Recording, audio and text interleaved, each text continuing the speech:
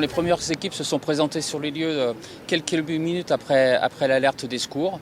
Et au plus fort, c'est un dispositif qui a compté environ 70 pompiers avec 20 engins venus du département. À notre arrivée, il y avait un feu puissant avec des conditions d'accès difficiles. Donc les sapeurs-pompiers ont commencé par créer des brèches pour pouvoir attaquer le sinistre. Mais l'objectif a été rapidement de pouvoir réduire la propagation puisque le feu concernait 5000 m² et il menaçait encore 5 autres 1000 m² de l'ensemble du site.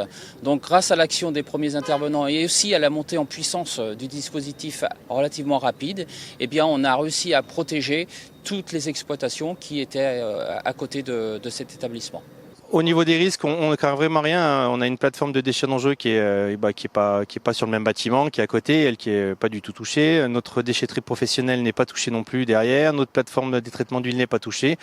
On a eu, malgré tout de la chance, puisque c'est vraiment resté sur la partie bureautique. Très vite, notre préoccupation a été bien sûr l'incendie en lui-même, mais aussi les fumées d'incendie.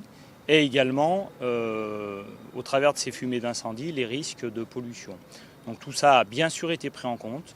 Des analyses de toxicité de l'air ont été réalisées sur un rayon de proximité, mais jusqu'à un rayon de 5 km autour de la zone, voilà, avec des relevés qui sont totalement nuls.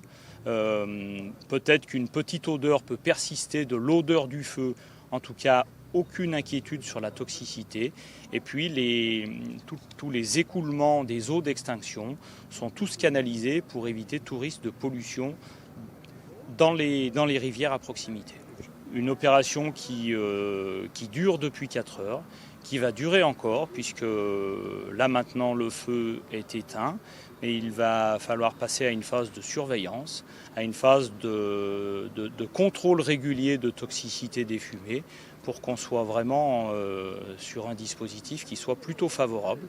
Voilà. Et sur la question que vous posiez sur la foire de Savoie et sur l'accès à la foire de Savoie, écoutez, il n'y a pas de difficulté d'accès, c'est quelque chose qui a été très vite pris en compte, mais qui est aussi très souvent pris en compte, puisque sur ce site industriel, il y a un vrai partenariat, une vraie proximité avec les industriels qui est réalisée, que ce soit avec la société directement concernée ou que ce soit avec les services de Chambéry Métropole, que ce soit avec la police, que ce soit avec les services incendies, que ce soit avec le directeur de l'établissement. Vous voyez, tout cet interservice, avec les élus bien sûr, tout cet interservice est pris en compte, mais sur un schéma qui est connu depuis très longtemps, que ce soit sur les sites industriels ou que ce soit sur des choses qu'on peut réaliser ou des interventions qu'on peut réaliser dans les centres historiques comme à Chambéry par exemple.